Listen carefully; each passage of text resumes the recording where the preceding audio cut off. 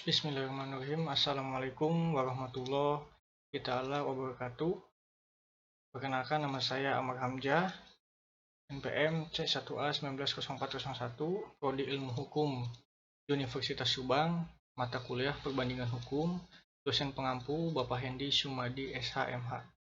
Pada kesempatan kali ini, saya akan mempresentasikan karakteristik sistem hukum Eropa kontinental atau civil law system di negara Jerman.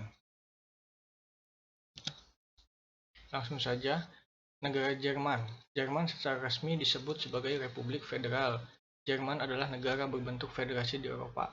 Negara ini memiliki posisi ekonomi dan politik yang sangat penting di Eropa maupun di dunia, dengan luas 357.021 km persegi dan jumlah penduduk sekitar 82 juta jiwa.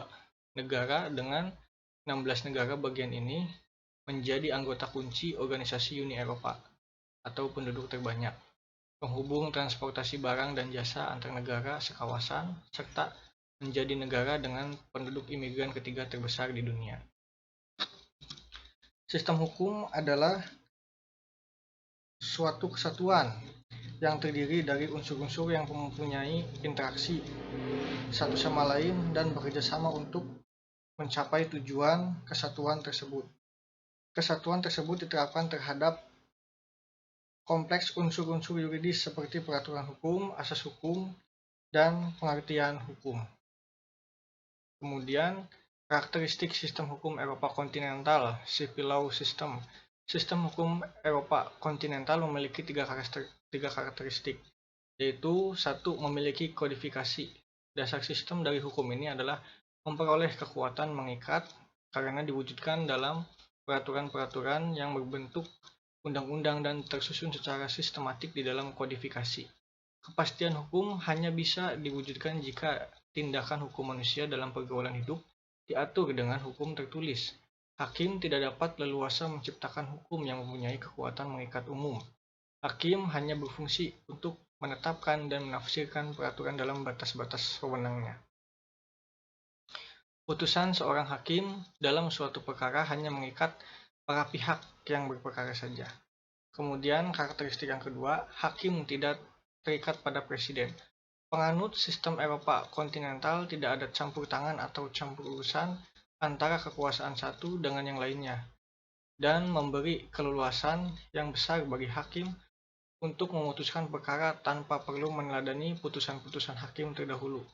Hakim menggunakan aturan yang dibuat oleh parlemen, yaitu undang-undang sebagai pegangan. Karakteristik yang ketiga, sistem peradilan bersifat inkuisitorial. Di dalam sistem ini, hakim memiliki peranan yang sangat besar dalam mengarahkan dan memutuskan perkara. Hakim aktif dalam menemukan fakta dan cermat dalam menilai alat bukti. Hakim di dalam sistem hukum Eropa kontinental berusaha untuk mendapatkan gambaran lengkap dari peristiwa yang dihadapi sejak awal. Sistem ini mengandalkan profesionalisme dan kejujuran hakim.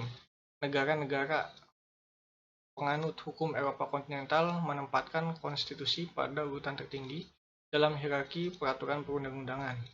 Semua negara yang menganut sistem tersebut memiliki konstitusi tertulis. Adapun tujuan kita mempelajari perbandingan hukum, yaitu untuk mengetahui kelebihan dan kekurangan sistem hukum, untuk pembenahan sistem hukum, untuk harmonisasi hukum, dan untuk memecahkan problematika hukum. Mungkin segitu presentasi dari saya. Wassalamualaikum warahmatullahi wabarakatuh.